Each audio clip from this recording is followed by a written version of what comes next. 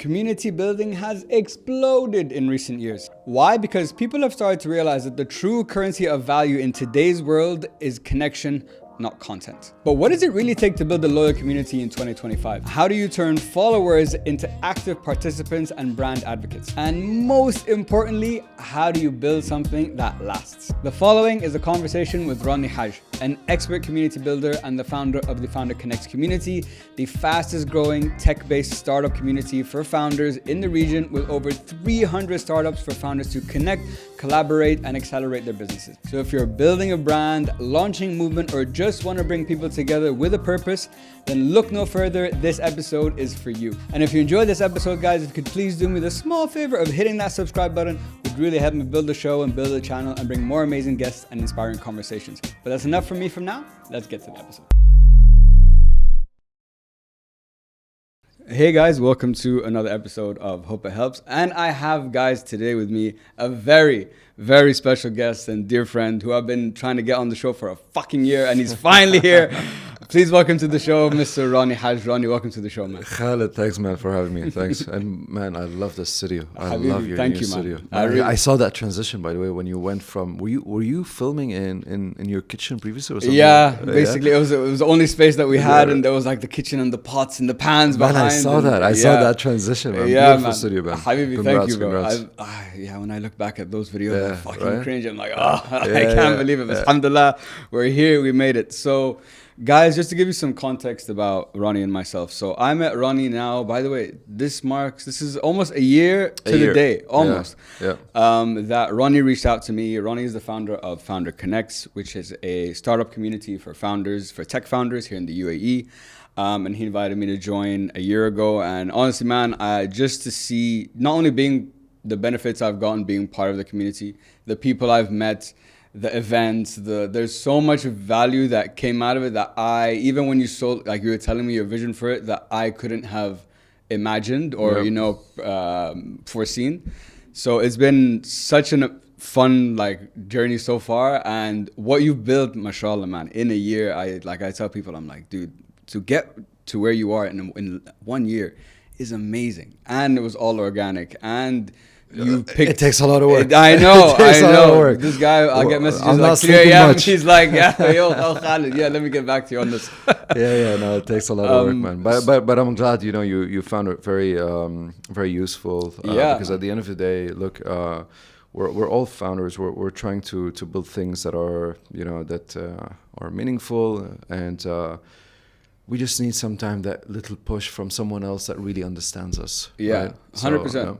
What's been very interesting to me is how much you can learn from other people. Although everyone's in lots of different industries, but like when we have our founder squad meetings once a month, and everyone's like, oh, I'm struggling with the last one we talked about, like my website. And then shout out Muhammad, was like, you need to think about this and that. And I'm like, I would have never known that. But I'm surrounded by experts who are also founders in their own journeys that I'm learning so much from, that I can benefit from. Look, at the end of the day, man, as a founder, you always have your own strategies. You always have your own assumptions. But it's great listening to other assumptions and strategies, because sometimes I always tell people, you just need one word that might open up a whole universe in your brain, and you start coming up with new ideas and things like that. And I swear, man, I had a discussion with one of our members, and I was trying so hard to figure out the headline of our platform. And there were a lot of these words coming out, and it just didn't click with me. So I was having a regular conversation with this guy, and suddenly he explained it in his own way. I was like, that's the word I'm looking for. So it's just, having a regular discussion with other people, and other people that actually are going through the same journey that you're going through. Sometimes it makes it or breaks it for you. 100%, man. And I've just seen, even in like you said, it hasn't been like, someone came and blew my mind. But to be fair, there have been people who have come in and blown my mind. But these little bits and pieces here and there have made such a big difference in how I analyze things, building funnels, sales, websites. But before Founders Connects, there's a whole story behind it there. Oh, so before we dive deeper into the community building, Founder Connects, and how we got here today, could you give us just a little bit of background about yourself, and we'll take it from there? Sure. So before Founder Connects, I founded a startup in the US. It was basically a marketplace where we wanted to help musicians get more bookings. It was, that was the goal. And we built that marketplace in order to connect them with more opportunities. And it was launched in LA for obvious reasons. LA has the biggest, population of musicians worldwide, so it kind of made sense, to launch there. It was a whole journey of ups and downs. We raised money, we took big hits. It was tough. It was a very, very tough journey. So throughout this journey, I lost a lot of money. And because I was a first-time founder, so I didn't know a lot of the things that I know today. So I kind of learned these stuff from my own pocket, as they say. And then I started joining communities in the States. And this is where I kind of wished I was part of these communities from day one, because it literally could have saved me a lot of money and most importantly, time. Because money, you can always get it back. But time is the only thing that you cannot get back, right? So I started joining these communities, and I joined, man, every single community that, in the States related to entrepreneurship. So networks, communities, virtual events, because I'm based here in Dubai. So anything called, founders, entrepreneurship, I was there. And I can't tell you, Khalid, the stuff that I actually learned from these communities, from the people that are inside these communities. And this is where I was like, why didn't I join from day one? I could have saved, man, hundreds of thousands of dollars. So, and time, right? So this is where, with me being raised here in Dubai, I instantly knew what I wanted to do. I wanted to build a community, basically, for startup founders, in order to somehow get them closer to each other, so they can actually motivate each other, inspire each other, learn from each other, and all the good stuff. So interesting. So you joined those communities, you saw the value, you saw how much money and time it could have saved you. And one thing you talked about when we had our event a couple months ago was the importance or the benefits of being around people who are in a similar mind space, like our mindset to you, and the value that can come from that. So you said you're a part of all these different communities and virtual and all these different things. So when you were going to build Founder Connects, because all these models, I'm sure, work in different ways with different offers for different audiences. Yeah. Was it for you was it pulling from all the best things that you enjoyed about those individual ones and trying to combine it into this one thing, which is in Founder Connects? So that's one, but eventually we needed to test a lot, right? We needed to test, because what works in the States sometimes doesn't work here, and vice versa is true.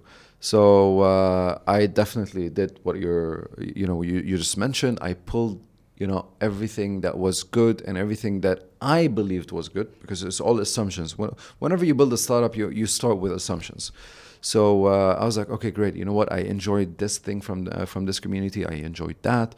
So I pulled everything together and put them into one community, launched the community, and started testing, which benefits our members are actually enjoying the most, which benefits are actually, our members are learning from, they're finding it useful, and all these stuff. And that's why you realize in Founder Connects that, when we launched, we had a couple of benefits that we don't have anymore. True. Because eventually we realized that our members eventually didn't care much about these stuff.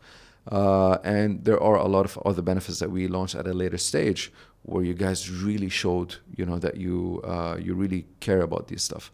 So yeah, man. Look, it's you have to test. You Yeah. have to test. Yeah. No matter what you do, even if you have huge budgets and you've raised millions and millions of dollars, you always start with assumptions. Yeah. So you can never guarantee something that will work out initially. So that's why, you know, we try to, as much as possible, to talk with our clients, with in our case, our members. Yeah. To really understand what you guys are looking for. Yeah. And I think something you touched on there is very important. So I spoke to the founder of Astrolabs, which is, you know, something similar on the AUD podcast. Yeah, and what he's a great guy, man. He's awesome. Shout out Mekki. What he talked about was, you know, the importance of building an ecosystem and what are the pillars that go into that and so on. And what he said was, for example, when, because he was doing Nemshi was a model that was replicated here, you know, it wasn't a brand new idea. But what he said is that, Khaled, although let's say there's an idea somewhere in a part of the world that you want to bring to this market, that doesn't, just because it's worked there, doesn't mean it's going to work here. There's, what's the infrastructure of where you are? What's the consumer psychology? What's the shipping? Like there's so many nuances that are specific to where you are that could make that thing impossible, you know, to work here. 100%. And what you were talking about now about how all these different tools and stuff. So yeah, those work there and in those communities, but you had to bring them, you put them all together, and then it's like, all right, this is where cultural significance comes in, Yes, you know? yes. Because you talked about how communities there are very active and engaging, but culturally in the States compared to here, people are more open, more talkative, you know, than us. I think here we're much more one-on-one basis or jama'a, you know, with like a couple of close people, you know. Look, that's one thing that we're still trying to crack, right? There you go. Yeah, it's still one thing that we're trying to understand how we can get these members to engage more and share more, basically, because in the States, you know, the communities that I was part of, their culture is open to sharing more stuff, a lot more stuff, all right, than here.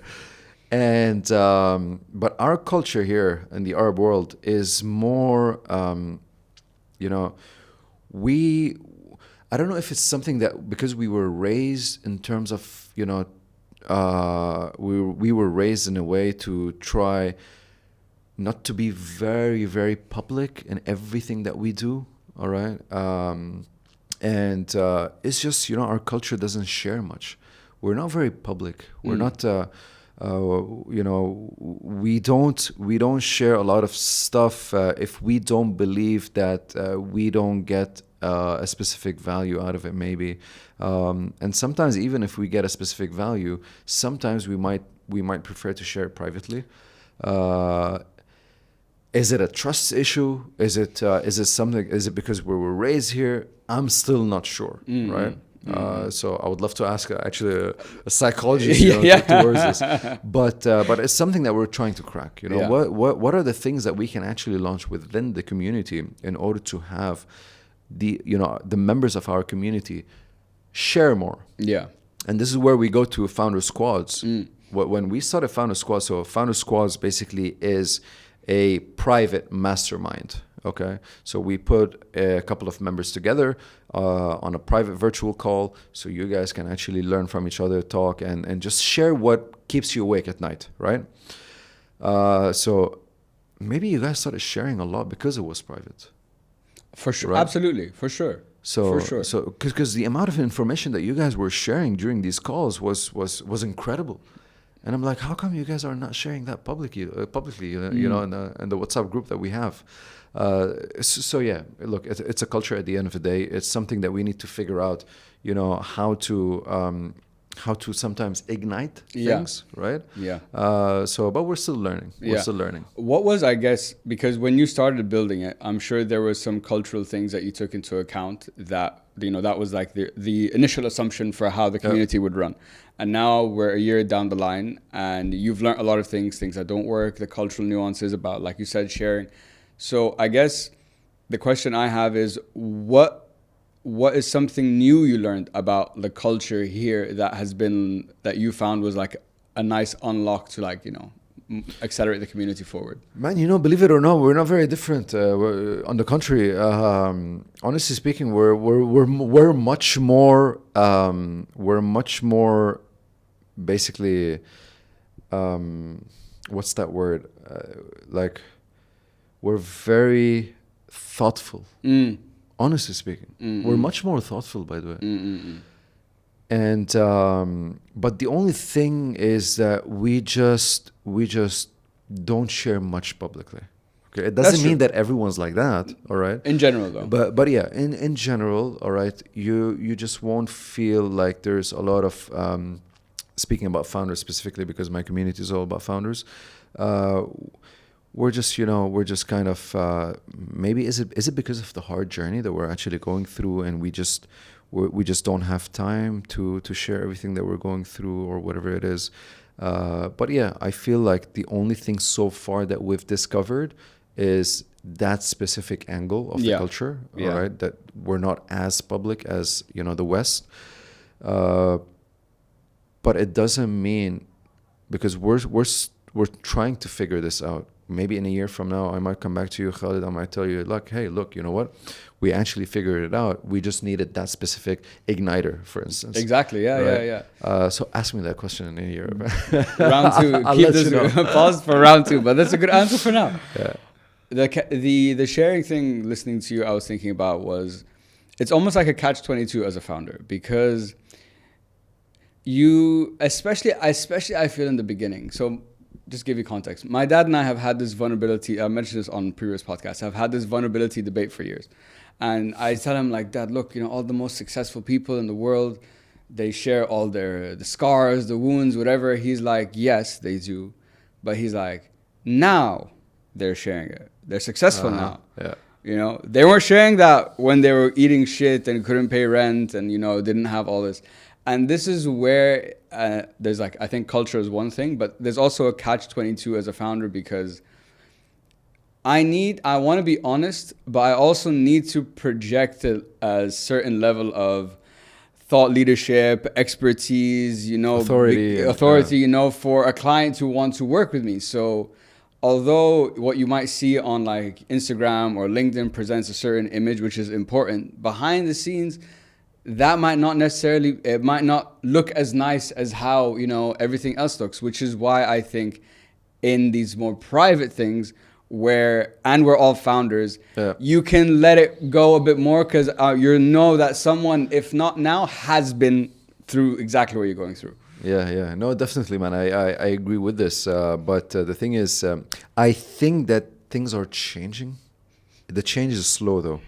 But I think things are changing, and we're kind of looking at this in terms of sharing stuff once we become successful in a different approach right now, because we're all going through this very hard journey, and we're like, you know what?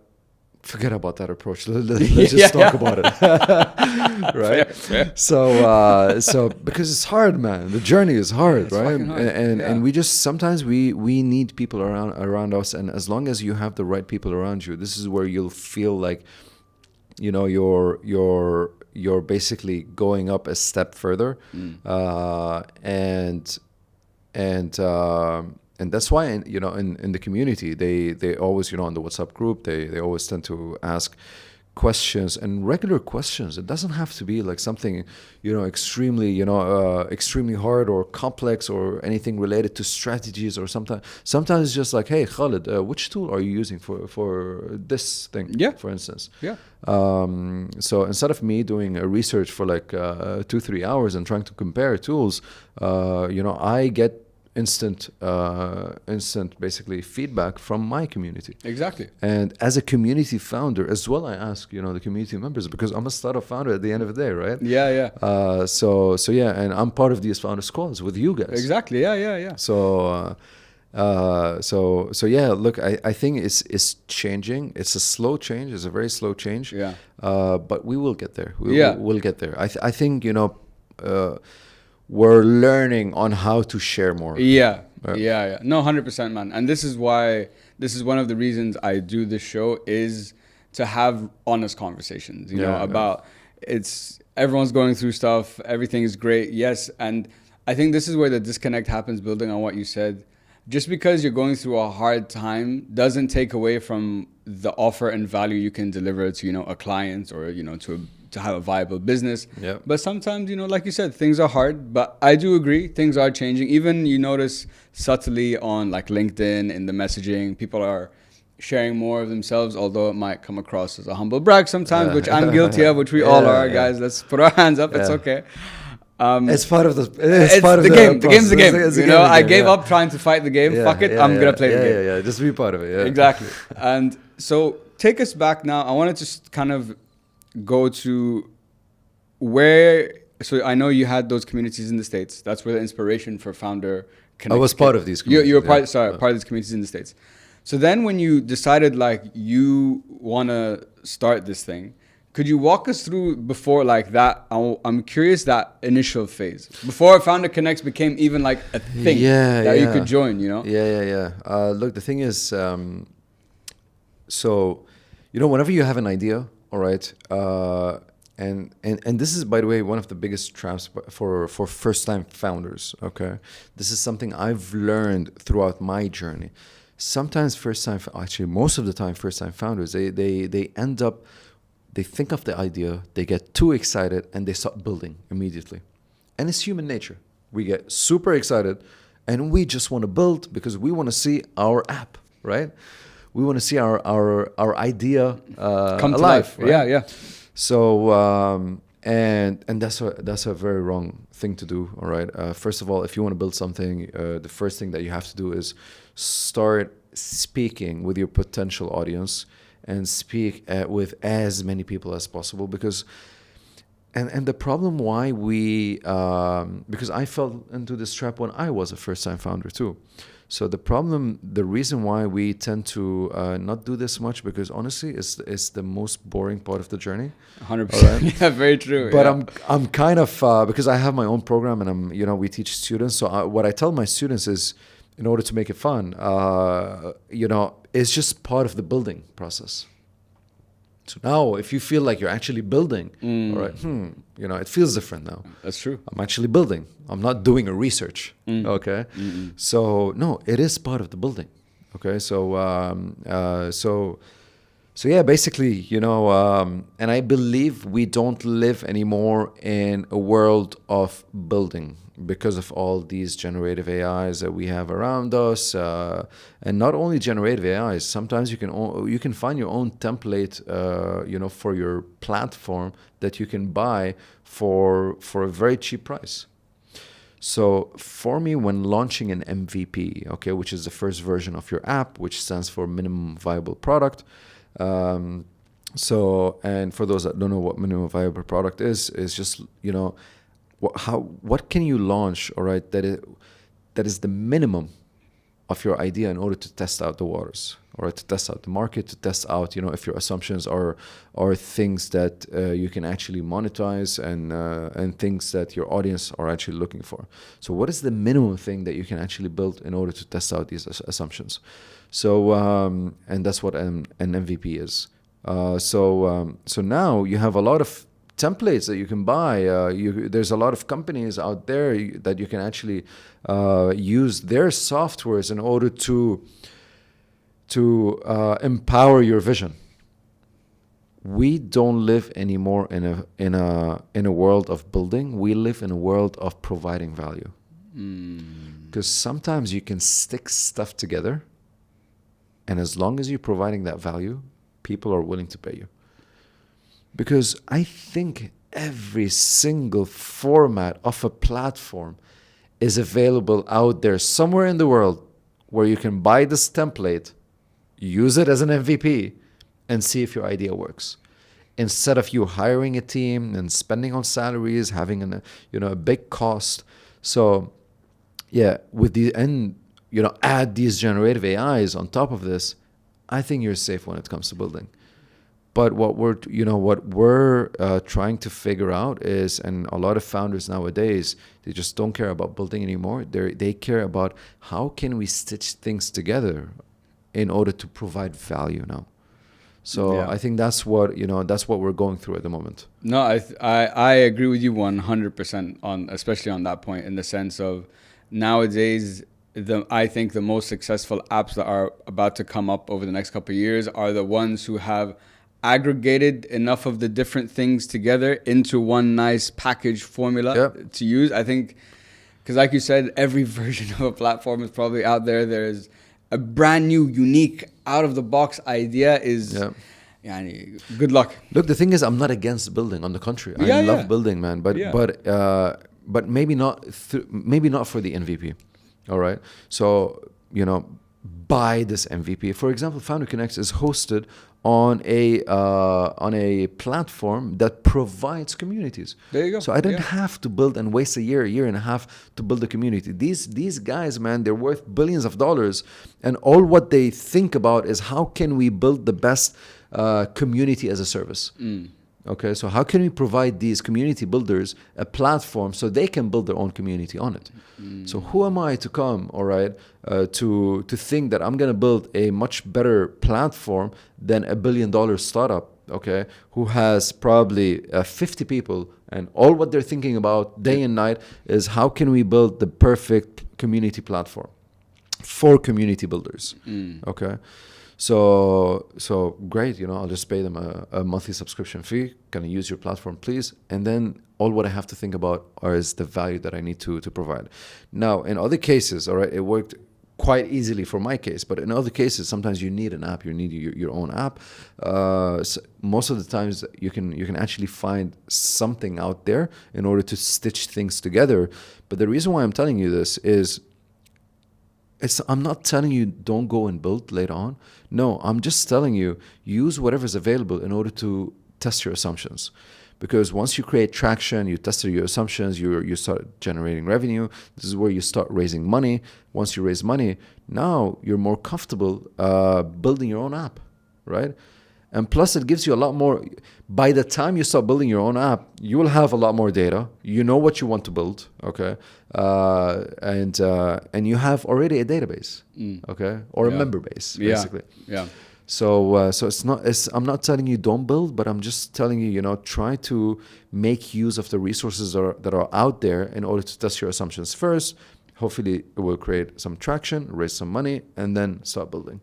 I think that's such great advice, man, because like you said, and it was actually one of the things I wanted to talk to you about, which is this thing, which is we build before we've done the market research. I've had people on the podcast recently that have told me that for 1 year, all they did was just test out things that even they knew weren't going to work, just to see, like, would this price point work? Was this the niche? And you change and you adjust. The thing you talked about, I think, the way you reframed this phase of like becoming a founder from, oh my God, I have to do research, to this is the first block in this thing we're trying to build, is a game changer, because I was thinking, I'm like, because I'm going, like, as you did in your first startup, this is my, first startup. I've been going through this now in real time.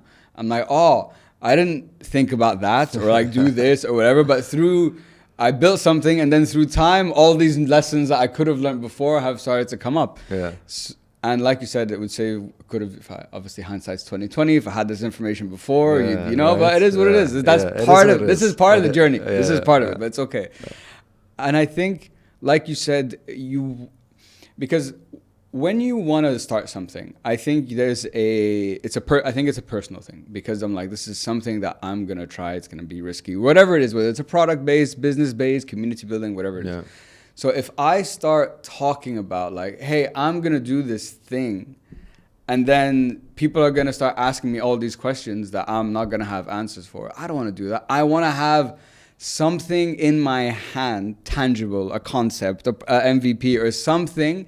So then when I start talking about this, people be like, oh, but he has something. Do you get what I'm saying? I think there's a sense of insecurity or whatever. So you're like, let me build something so that when I start talking about it, I have something to talk about.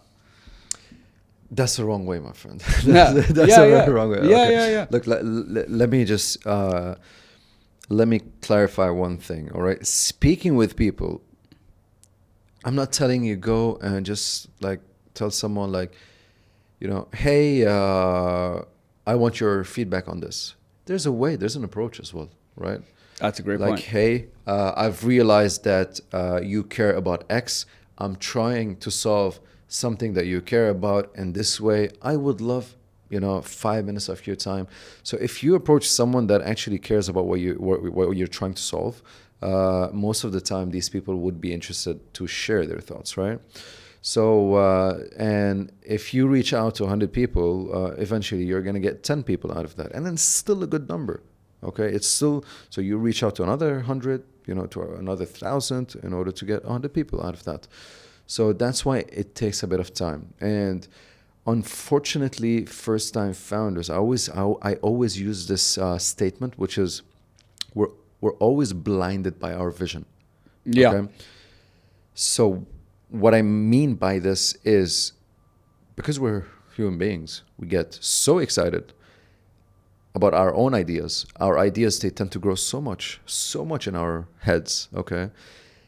And then sometimes, I'm definitely sure when you go to bed, you go like, oh, you know what, I can actually do this. And then it starts growing, and then this thing takes you to something else, and this something else takes you to something even bigger. And then you wake up in the morning, you have like already Facebook built overnight. Yeah, right? yeah. True. So because we get so excited, and we end up only as first-time founders. Usually, second-time founders or serial entrepreneurs, they tend to know how to manage these feelings. So as first-time founders, you tend to wake up the next morning, you go like, you know what, this is what I'm going to build. Okay, it's so exciting. I'm so excited. And you actually start building these stuff. And what usually happens throughout this process, you go back to your team, you tell them, okay, guys, you know what? We have these features. We're going to add this feature. We're going to do this. We're going to do that. And you continue and you keep on doing these stuff. So therefore, you never get the chance to launch the very first version. All right? And because you never get the chance to launch your very first version, you end up not building an MVP. You end up building a fully, complicated platform. And this is exactly what I went through in my first startup. So let me tell you about that. So I started, I sat a whole year building my platform, and we were going back and forth, trying to test it out. And it was a pretty complicated platform because we had to build something. We had, first of all, to build a marketplace, and we had to build a live stream feature because we wanted to offer these musicians the ability to live stream their performances. So therefore, removing these geographical barriers for them. So therefore, getting booked by anyone in the world. And that was one way that we were solving the problem of getting them more bookings. And building a live stream is not something very easy. So the first team, we just, I was testing out the platform. It was failing and crashing in every single way. Every single way. I was like, damn, I spent a whole year building a platform that I can't even launch. Yeah. So a whole year of my time, a lot of money for this team. And this is where I realized, I hired the wrong people. And as a first-time founder, you always go like, you know what, I'm just going to go and look for freelancers. I can't afford companies. And honestly, even now, I don't, I don't go with companies except if there's, a couple of checkboxes that I look for. But the best way to do it is to find your own CTO. That's the best way, honestly, if you're a non-tech guy. So then I ended up hiring another team, and this is the learning curve where I understood that you cannot hire any developers. So I ended up hiring again. So before that, I was motivating myself. I was like, Rony, don't give up, and all this stuff. Okay, I started talking, to myself for a couple of days. 100%. So I ended up hiring another team, and honestly, this team built a robust platform, and we had an amazing technology. We actually ended up building the fastest live stream in the world. We beat YouTube at it. Wow. Okay. Wow. And the reason why I don't know if a lot of these whoever's watching us today, in live stream, there's a delay, okay, which we call latency. So there's a delay. So whenever you go live on a platform, there's a delay between the creator and the viewer. All right. Oh, I didn't know that. Yeah, there's a delay. No wonder because that, sorry to interrupt, but that explains so much when I'm watching like football games on different streams. Some might be ahead, some might be behind. Very interesting. Didn't know that. So there's a delay, and Meta, for example, they have a delay of approximately 45 seconds, something like that. That was 3 years ago. I don't know now if they actually got better at this. The best, the best people that had the shortest delay was YouTube. Basically, it was 14 seconds. Ours was between 500 and 800 milliseconds. Wow, that's fucking fast. That's not fast. That's almost real time. Wow. Okay, so the brain does not recognize anything, all right, with anything between 500 to 800 milliseconds in terms of a delay. So we ended up, man, building something extremely, extremely great. Okay. So this is where I started sharing the platform before we launched with my friends. And I was like, you know what, give me your feedback. I want to understand a bit more, what are the things that I can make better? And my friends came back to me, man. They were like, Ronnie, we don't know. We don't know how to use it. I was like, what do you mean you don't know how to use it, man? Just try a bit harder. All right. I sat a whole year, hiring the wrong team, and another year, hiring a great team, and we were working our asses off, just come on, try a bit harder. All right. They were like, Ronnie, we tried. We just didn't know how to use it. Okay. This is where I started connecting with mentors and advisors. Okay. I was like, hey, what's up? Like why? It's good. What's wrong, man? Yeah. Like, what the hell? So, and this is where they were like, Ronnie, you cannot build Facebook overnight. And what they meant by Facebook overnight, not actually building Facebook, but building something so big for day one. Okay. And day one is the launch date. Yeah. So they were like, this is not an MVP. This is a proper full-fledged platform. And that's where, I started learning more from them. And that's where I learned that I was blinded by my own vision. Okay? Yeah. Ideas started growing so much, and we wanted to do a lot of things. And so yeah, man, when it comes to usually second-time founders, they know how to manage these feelings much better. But whenever you want to build something, I always tell everyone, just start simple. Yeah. Keep it very simple initially. Yeah. Test your assumptions. Yeah. And honestly, like, I know you said like it was time wasted, there was money wasted, whatever. But of course, everything, that whole story you just mentioned is what has allowed you, in my opinion, to build Founder connects to almost 300 members and 300 founders, which is 300 companies in a year. Yeah. That's fucking massive, bro. Yes. That's massive. You should be very proud. That's really something. I'm glad, man. The milestone that we've reached, is a great milestone. We definitely have a lot to crack. But, we always do. It's a great milestone, and it kind of proves to you that founders, they want to sit with other founders. They want to talk, man. They want to learn. Yeah. All right. Look, the problem that most founders, if not all founders, all right, we have a problem of isolation. And sometimes they tell you, this is why you need to choose the correct team.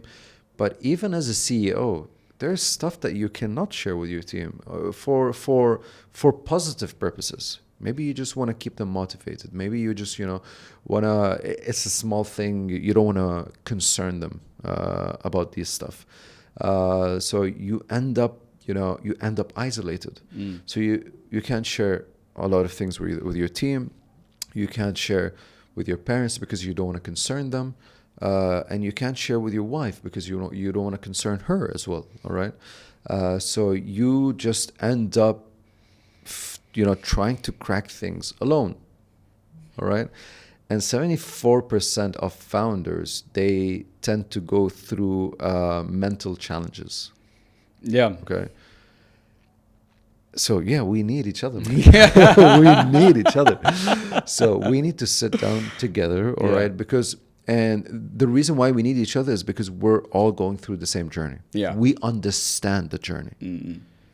Now, even if my wife is an entrepreneur, I still don't want to concern her. Yeah. Because she's my wife at the end of the day, right? Yeah. So maybe she would help you a bit more in terms of the mindset, okay?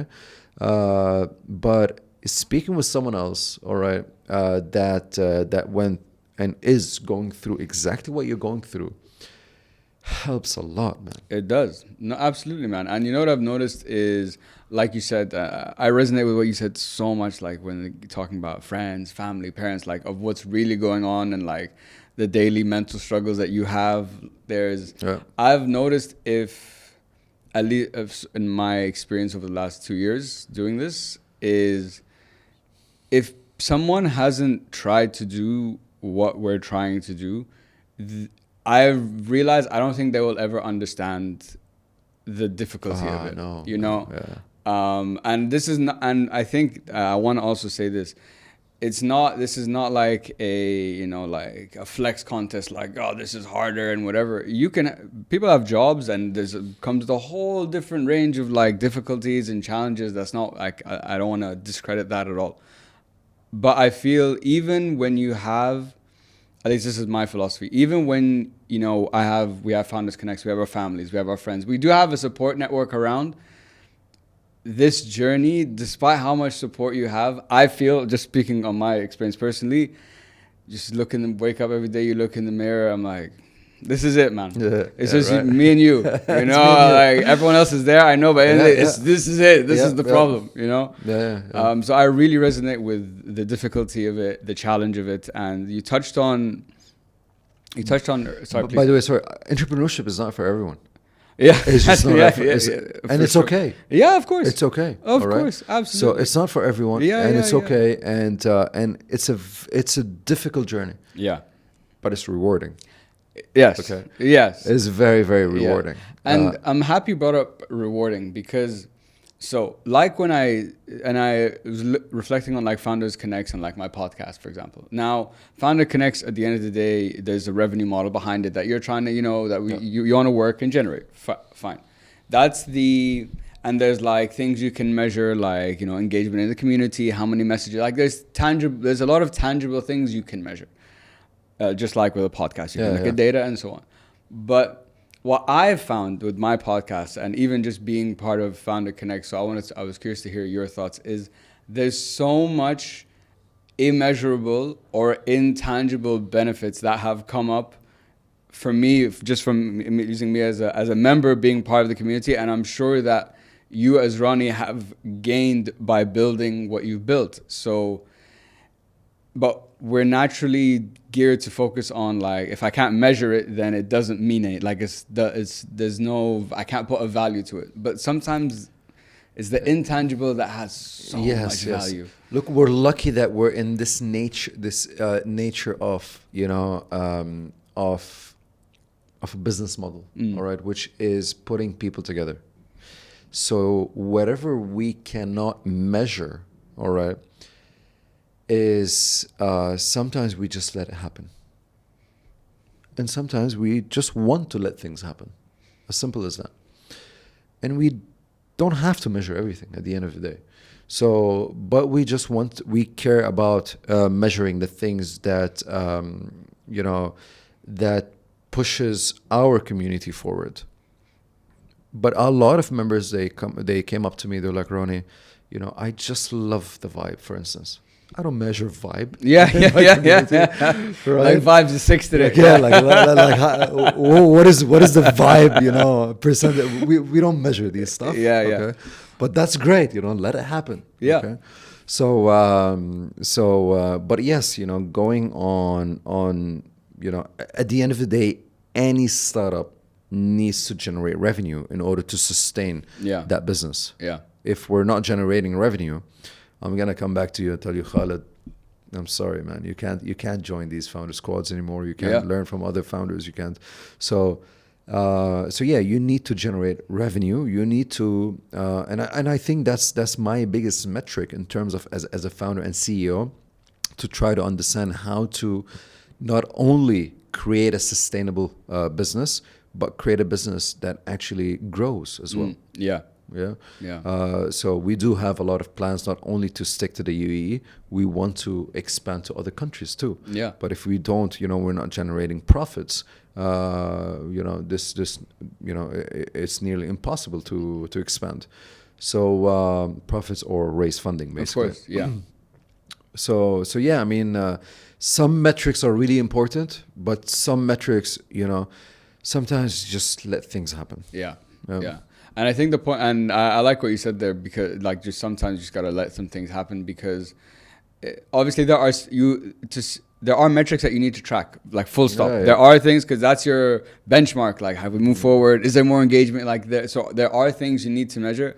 I just think sometimes to just focus on a number and discount all the stuff, all these intangible benefits that you're just letting happen on the side should be brought into that conversation as well. Be like, okay, maybe the engagement hasn't worked, but these guys started working together, or this happened, or so there's, which you can't measure, you can't predict what benefit that will have down the line, but there's a positive momentum, around. Going back to this point, sometimes these positive momentums that you're talking about are actually the reason why it motivates us. Okay. I don't know if it was your founder squad or someone else, when someone told the other member, he was so impressed by the other member's knowledge, and he was like, you know what, I want to reach out to you after the squad, maybe we can work together. I was there. It was part of your Yeah. The feeling that I felt, and my community manager felt, it was just a moment of being proud. Like we did something different here. Yeah. We've achieved another milestone. Yeah. Okay. We did let it happen, but whatever happened, all right, gave us some kind of, that good feeling. Of course. Like we've built a product that is actually, this thing just happened in front of us. Yeah. So, and the case was, someone asking I forgot the exact it was to do with like campaigns with campaigns, I think. Yeah. And then this other guy who has an agency, and he wasn't selling, he was just giving the knowledge, the knowledge out for free. Mohammed Bitar, shout out to you, man. Mo, man. Yeah, Really. shout out to you, man. And the guy was so impressed with that knowledge. He was like, you know what, Muhammad, let's speak after. We should work after that founder squad. 100%. So yeah, man, it feels good when such things happen. Yeah. So there's a lot of other stuff that happen. It gives us some kind of motivation. Of course, yeah. It's that's a great example, because it's proof we have something, proof we're doing something good, proof it's moving in the right direction.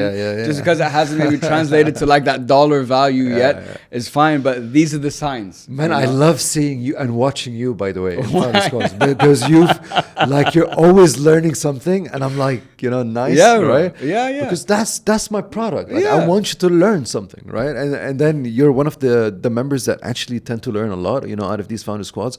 And I love seeing your face, man. Yeah. And I love it when I hear all your questions. Yeah. And you're always up for, you're always asking questions. Yeah, bro. And that's the best thing to do. So really, many. man. Yeah, look, that's the way, man. That's the way. You have to ask a lot of questions.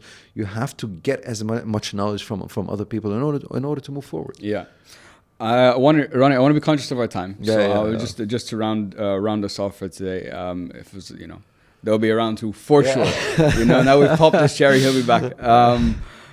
Just to round off on the community aspect for our conversation today, we've touched on the founders, we've touched on the aspects of building a community.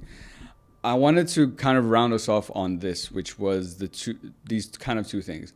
The value of measuring the value of a community and the engagement aspect. So on our conversation last time on the panel, when I asked you about the value of a community, you measured it by, a sense of belonging, what are the connections being made, and so on.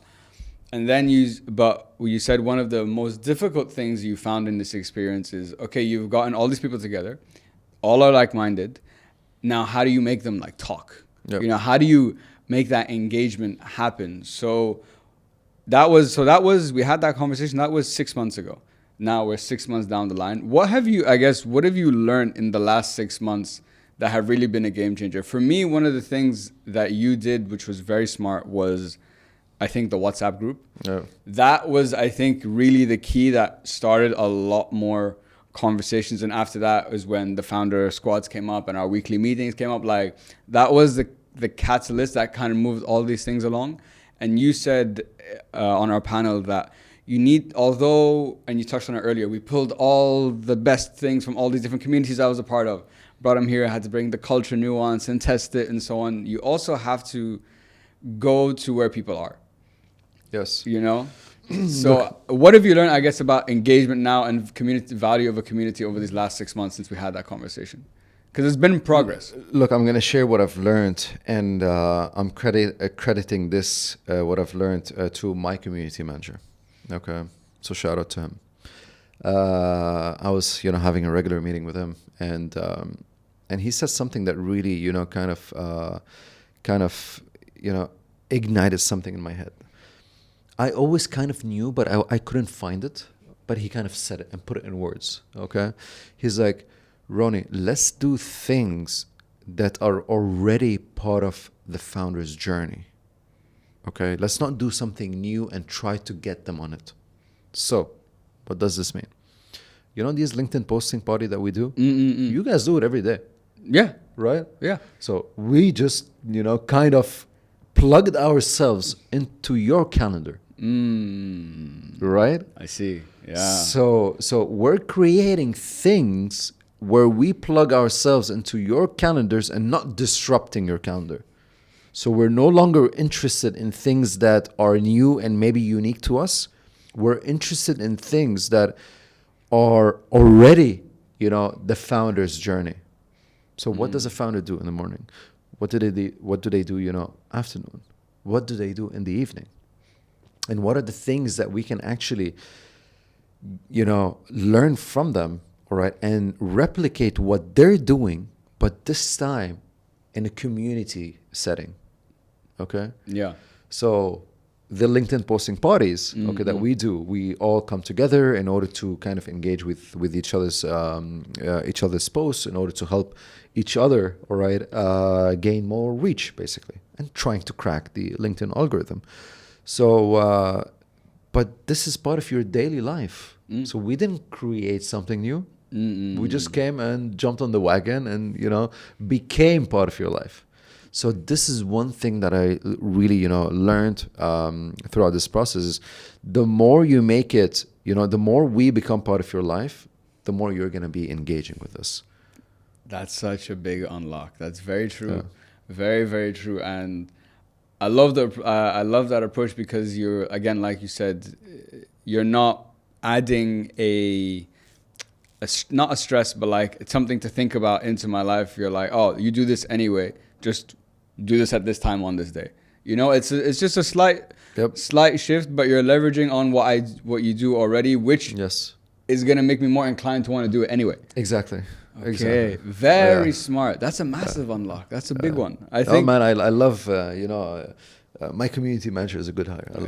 Shout out, man. Shout out to you. He's a good hire. So no, on the contrary, I loved what he actually shared this thought with me. I was like, man. And there you go. And see, that one thing could be the spark. I always felt this, but I just never was, I never put it into words, basically. Yeah. And I've had that experience too, when you have this idea, you've been thinking about it, it's been ruminating for a while, and then someone will say it and you're like, it's that. This is it. That's the thing. Right? Yeah. Exactly. Yeah. Rony, just last two questions for you to round off our conversation for today. Questions I ask all my guests, as you know. Looking back, either personally or professionally, when I ask you the question, what are you most proud of for yourself? What would you say?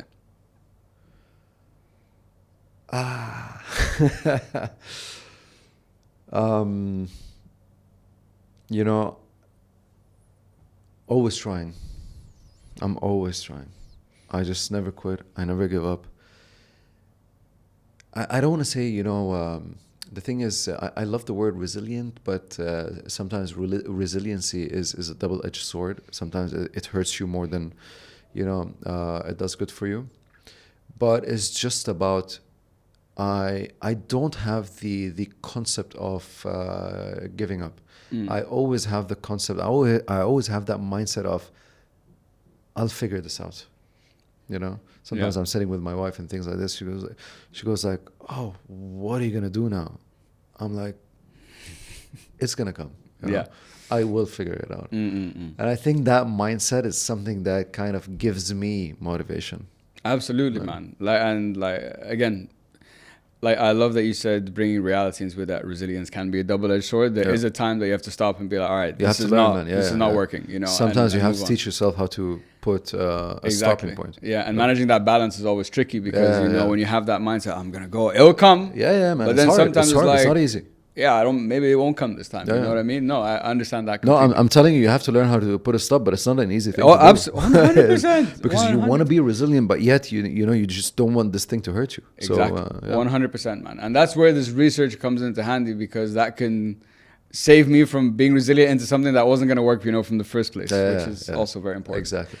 And for my last question, Rony, what is the message you'd like everyone to take home with them today? So I'll be speaking to, you know, founders or people that aspire to be founders. You know, the journey is very, very isolating. It's a very tough journey, but there are people out there that you can actually lean on, whether they're advisors, whether mentors, and communities. Trust me, you know, join communities that, you know, you join communities that actually as well resembles you too, right? Like in some communities, I know some communities here that I've joined, but I just didn't feel, you know, I was part of the, you know, the vibe. Yeah. All right. Yeah, the vibe. Yeah. So join communities that you actually, you know, feel good around these people. Ask mentors, get advisors on board. You don't have to be alone in this journey. That's all what I have to say. I think that's a beautiful way and the perfect way to end the show, man. Like you said, it is a lonely journey, but there's a lot of great communities out there, you know, like Founder Connects, guys. So Founder Connects is one of them. Yeah, 100%.